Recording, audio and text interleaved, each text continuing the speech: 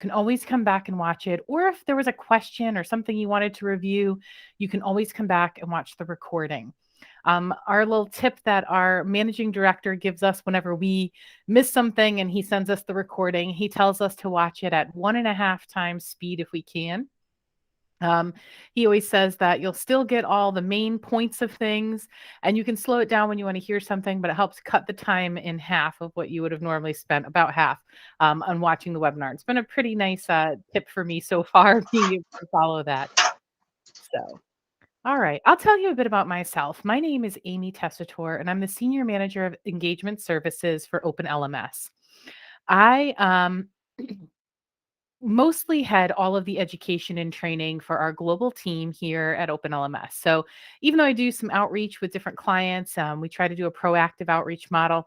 Most of my time is spent with training and with education. And that's where our academy and this course comes in. This is the Build a Better course. This course, it basically takes some of your baseline knowledge of the LMS and then teaches you how to use some of the advanced functions for a variety of things. And we often have people join this course that are from different backgrounds. So whether that's an education type background, K-12 or higher ed, or it may not even be called K-12 where you're located here. That's what we refer to as primary school, and all the way up through graduation before going to college is K-12. We also have a lot of people who join us from the corporate sector. So when you hear us give examples of things, you'll often hear me try to give an example for each main group. So if we were training adults or using this for performance evaluation or trade type training, things like that, versus if we're offering traditional, what we think of as university courses.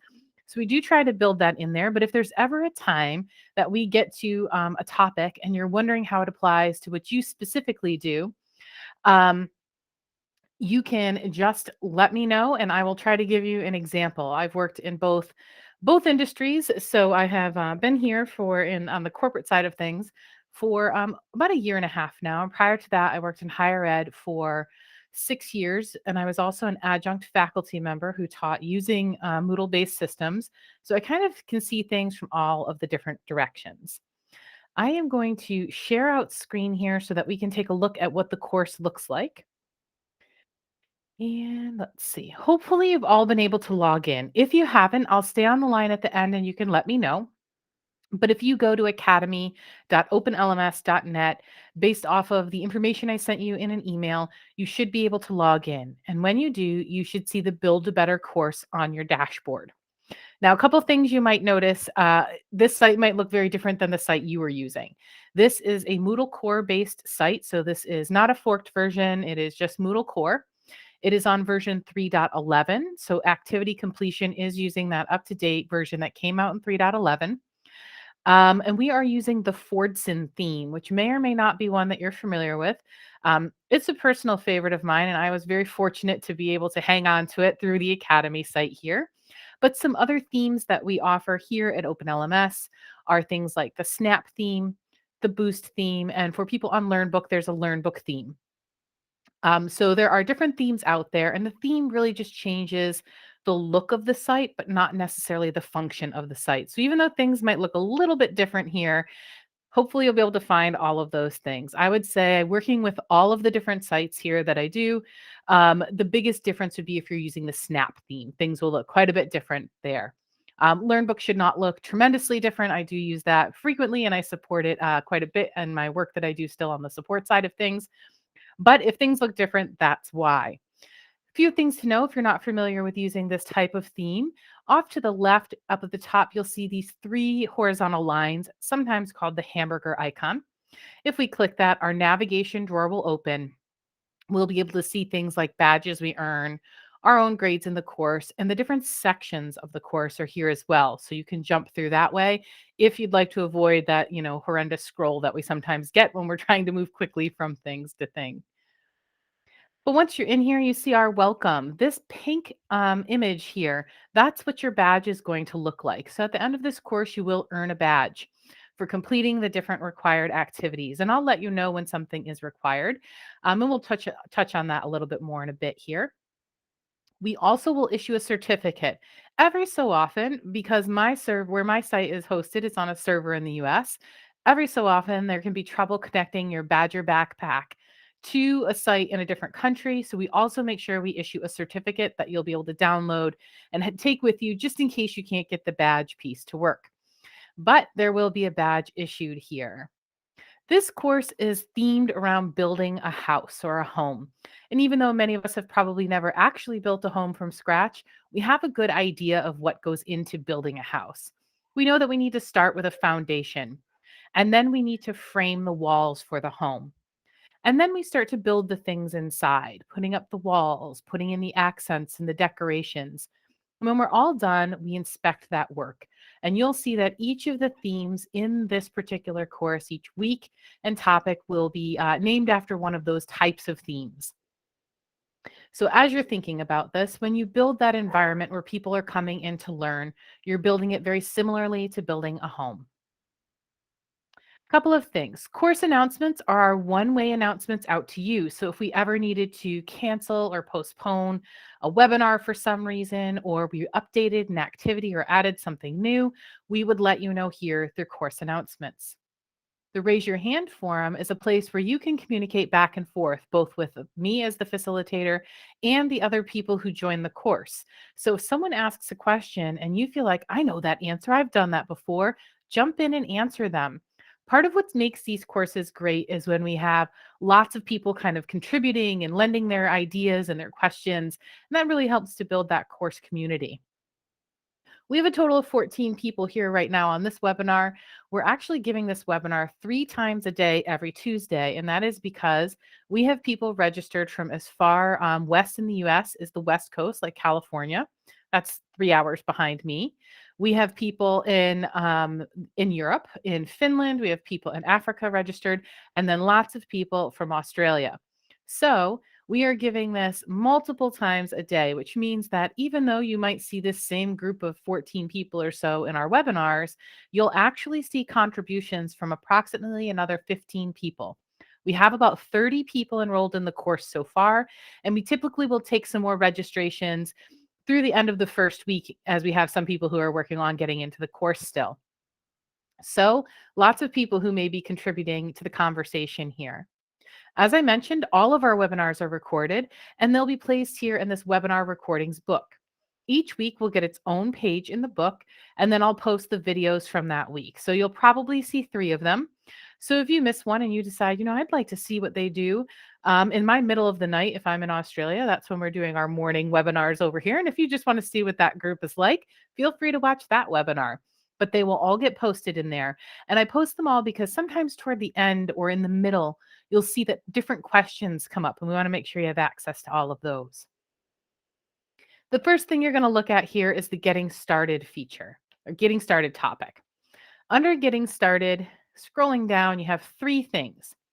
The webinar connection information is here in case you are away and you can't get to your calendar or you need it for some reason. Next, you can create your own practice course. And under Create Your Own Practice Course, when you click into this page, there we go.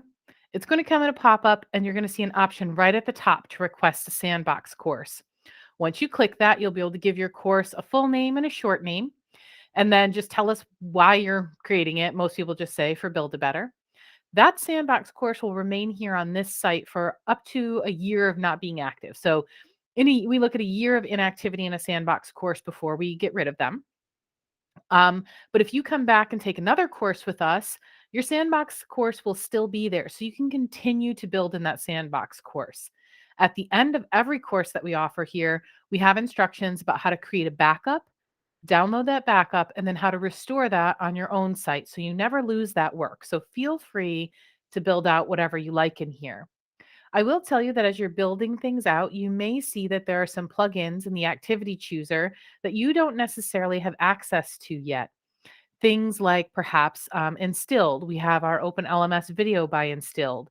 You might see something like the board plugin. Those are newer plugins, and I'm very fortunate that our admins let me add things to this site that we don't necessarily have completely approved for everybody yet, because it's a good way for us to get a lot of user data and trial data on how those things operate within our systems. Sometimes I get to try out a plugin and it doesn't work out very well for us. It conflicts with something, but other times I can add things here to the site. So you might see some new things in there that aren't on your available on your site yet. But don't worry, it's always our goal to look at how those things are used here and then figure out how we incorporate them. If they're really well received plugins, how we can incorporate them into our own platforms if you are on one that doesn't have that plugin yet. So just know that as you're getting started. The next thing you have here is your course essentials. And this is a page that basically tells you what you need to know, when our webinars are, kind of what we're going to do here, which is each week we'll have this webinar. We'll start most weeks with reviewing the content from the previous week.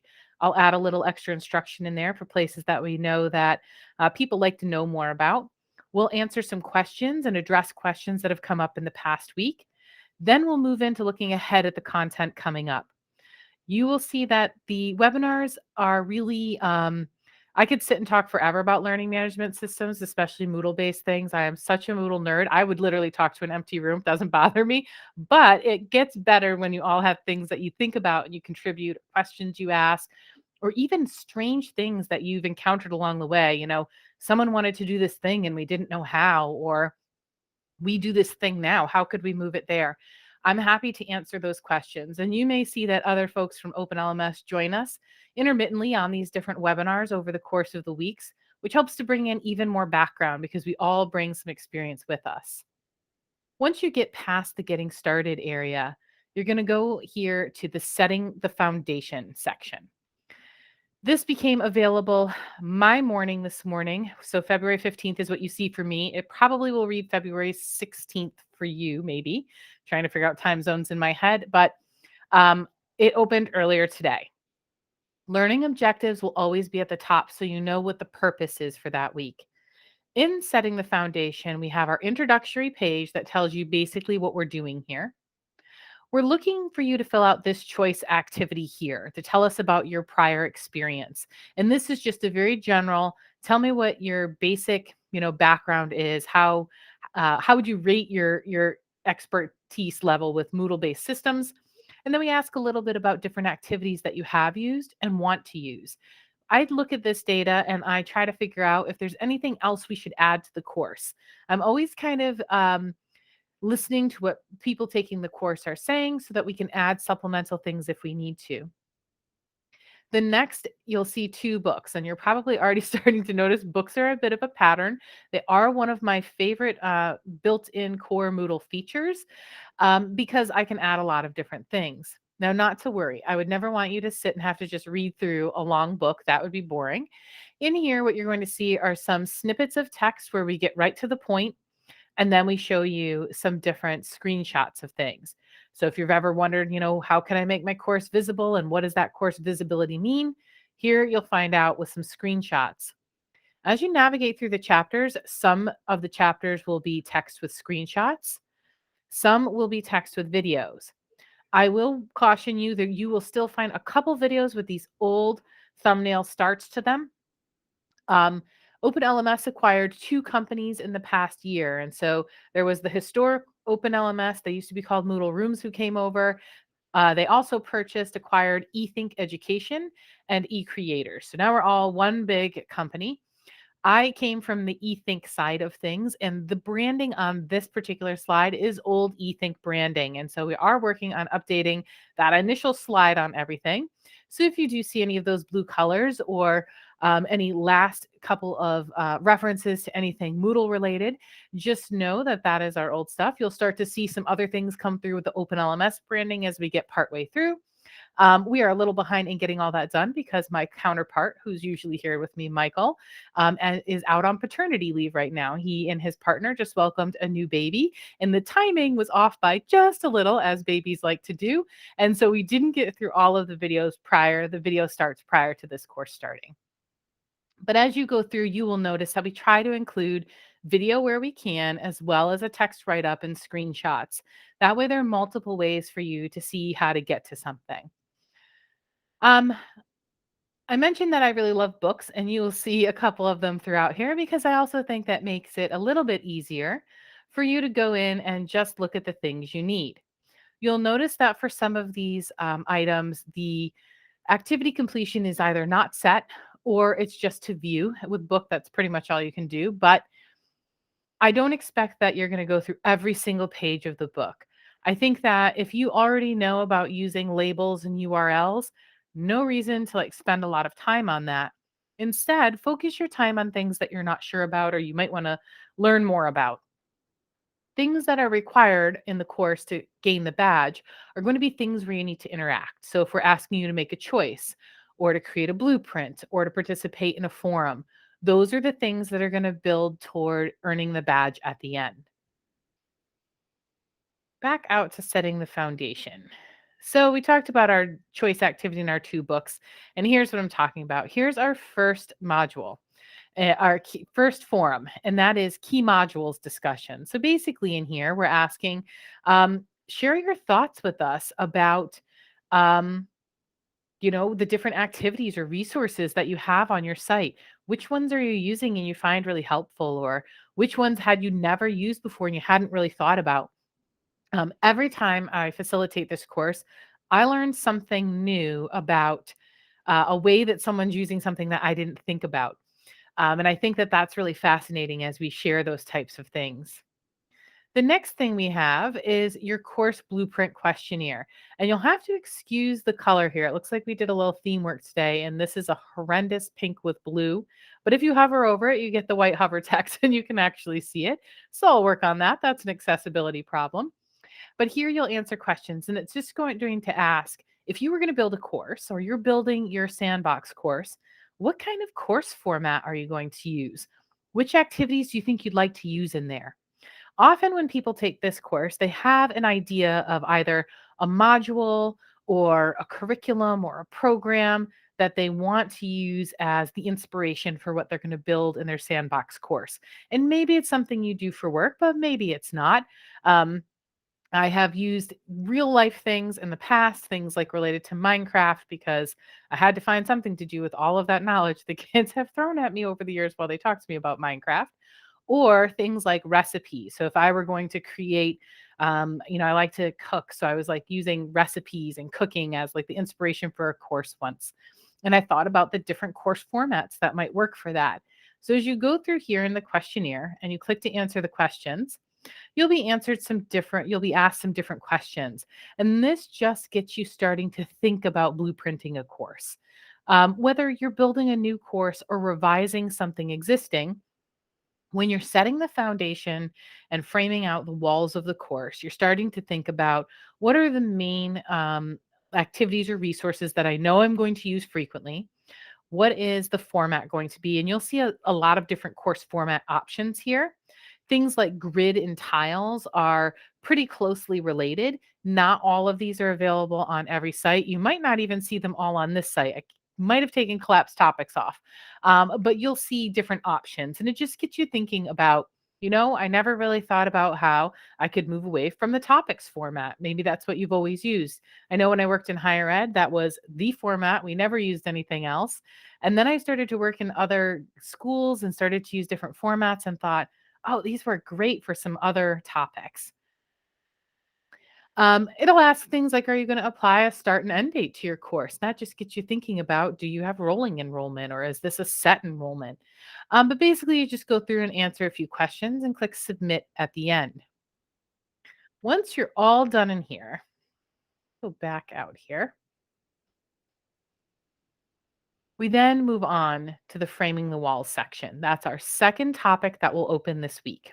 Typically, I open about 2 topics a week, but I try not to give you more than 2 or so hours of content per week. It's broken up so that you never have to sit there for 2 straight hours. These things are broken up so that if you have 10 or 15 minutes here, 10 or 15 minutes there, you can easily come in and work through one of the things here. In framing the walls, you'll begin with a page that talks about what that really means in terms of building a learning environment. So when we talk, we compare this course to building a house, but that's because we're creating an environment in which people are going to learn. Whether that's, traditional learning in the sense that we think of students, or they're coming in and they're doing some certifications for a job or project planning with their job. Either way, they're in here and they're collaborating. And people need to feel when they come in like they're in the environment that's for that thing.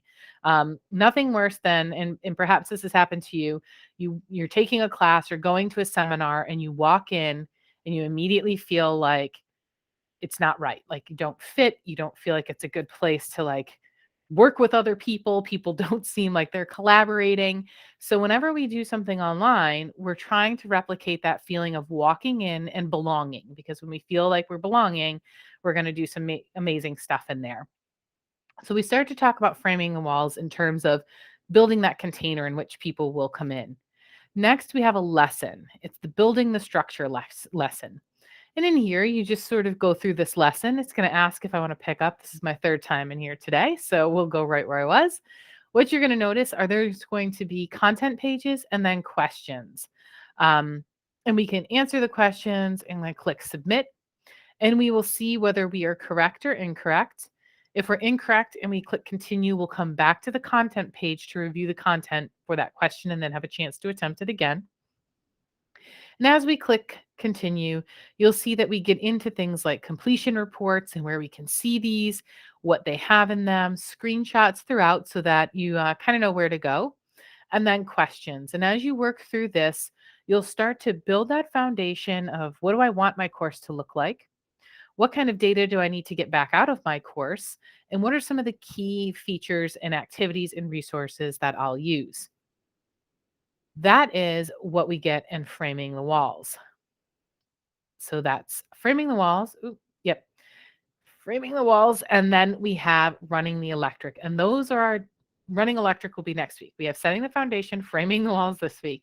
Next week, we'll get into things like how do we run all of the intertwining things that happen in the background that connect the course and the learners to the course. So next week, we'll get into some of that.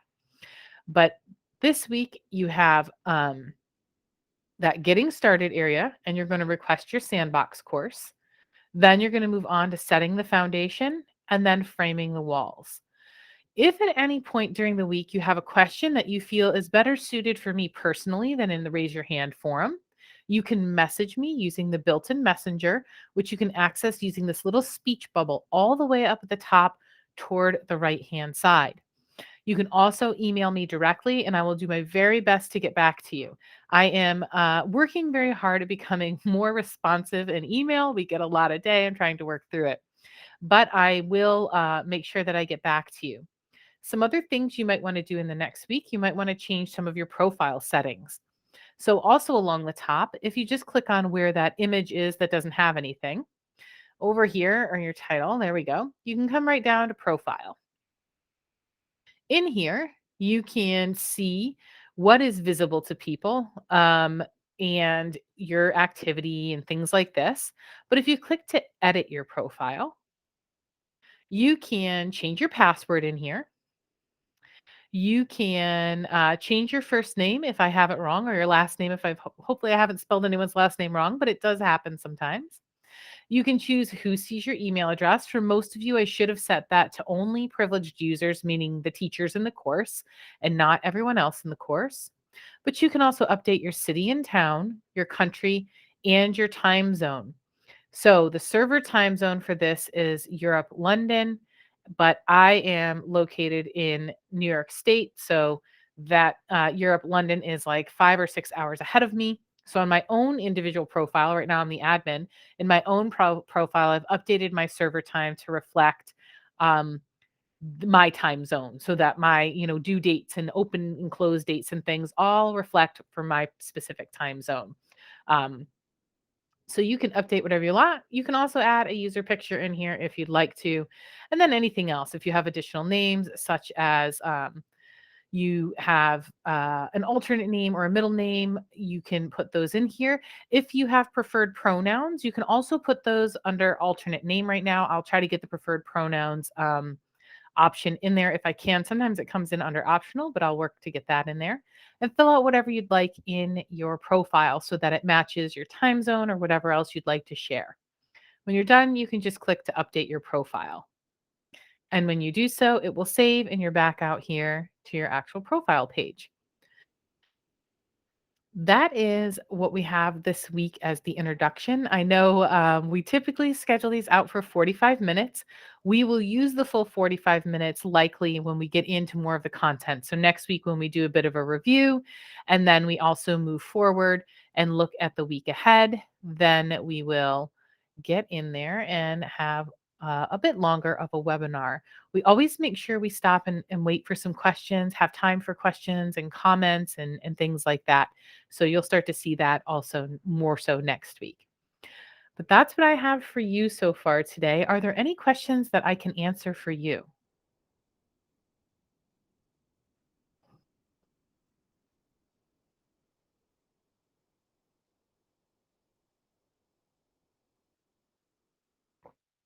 Right, quiet group. This is my largest group, but my quietest group so far.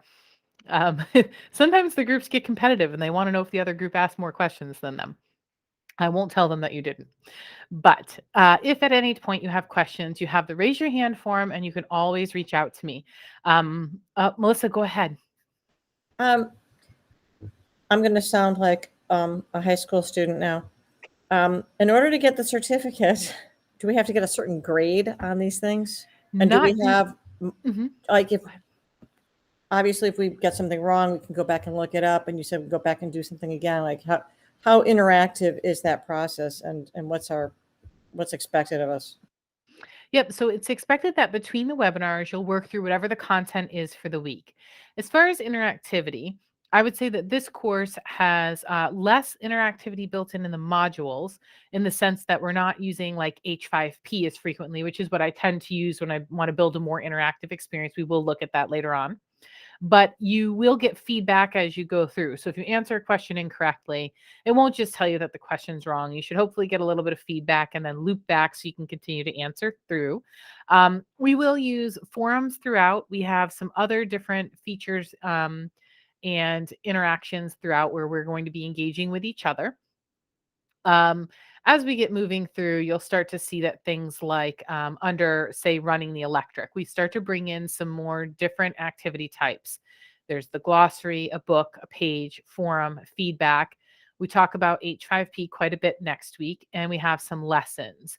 So as we get going, you'll start to see us introduce more of the different features that are available in the sites.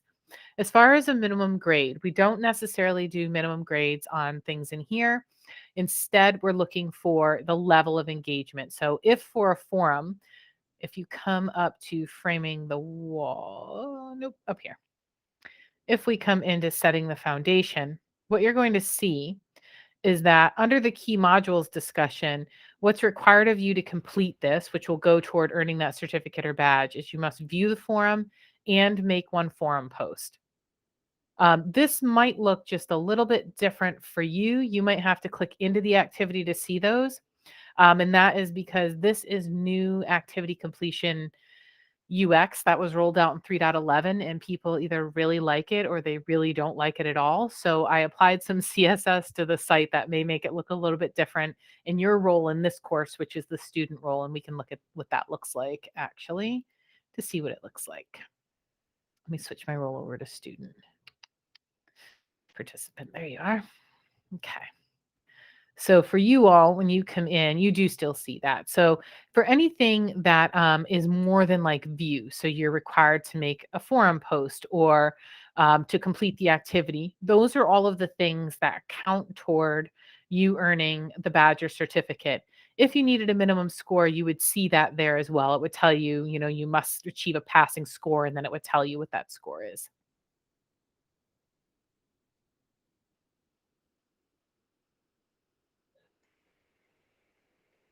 Hi, Amy. Yeah. I have a question. This module that you have here, is this emailed to us and we open it up and it will come up as a different page on Moodle, or is it in my existing Moodle account? You will come and you will log into academy.openlms.net. So you'll log right into our Moodle site. And then from there, you should see this course right on your dashboard. If Tanya, if you did not get that email, just let me know. There should be an email somewhere with all your login information. If you didn't get it, let me know and I will definitely reach out and send that to you. Thank you. I haven't seen it, but I haven't had a chance to check this morning, so I'll Sure. just double check that. Okay. Thank you. You're welcome. Melissa, go ahead. So on the dashboard, then we're going to have our sandbox course and this course. And the only thing we're doing in our sandbox course this week is creating it. That's correct. And then you can build out things in it as you go and if you'd like to along the way. The sandbox course is really a place for you to just go in and, practice some of the things that we're learning and doing in the course. Mhm.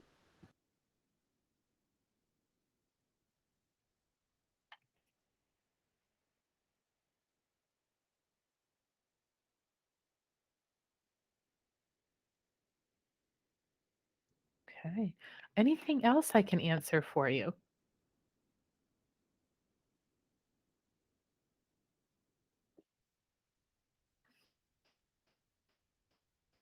All right. Well, I will stay on for another minute or two in case anyone has questions that kind of pop up for them. Otherwise, please feel free to drop off the call and enjoy the rest of your day or your evening, wherever you may be located. And I will see you in the forums and in the course. And I'm available by email. And I will hopefully see you all here next week as well.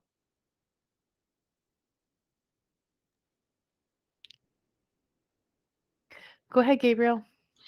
You mentioned you did some CSS updates just to the student view. Yes. Is that something you'll run through in this course? We typically don't get into any CSS pieces in this course, in part because not all of our clients actually have access. Happy to share where I got that from, though. That was actually CSS that was put out by HQ, and we just put it into. I'll tell you where I put it. I have to think if I put it into additional HTML or in the CSS piece in the theme, but that's typically where it goes. That only applies to 3.11 sites. So that CSS will only work for something on 3.11.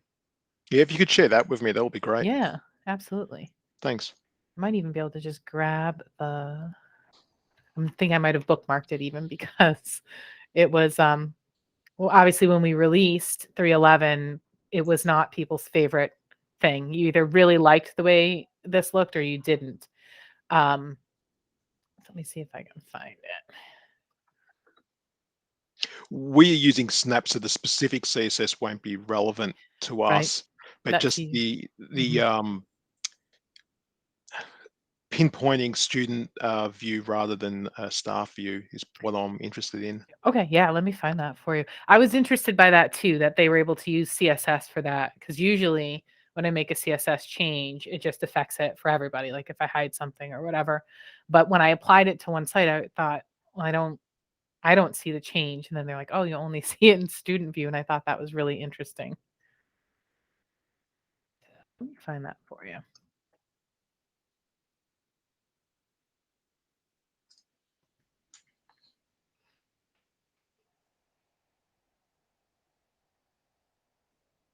Yeah, I'll have to dig that in. It's in their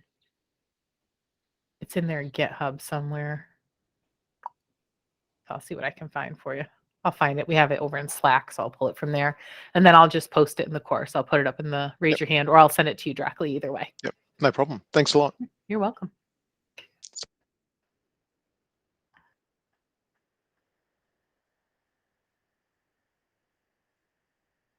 All right. All right. Anything else? No, it looks like people are dropping off. So, okay. Thanks, Amy. You're welcome. Have a great day, everybody. I will reach out and speak to most of you soon. Tanya, I'm going to make sure that you get those email with all of the information that you need there. All right. Bye, everybody.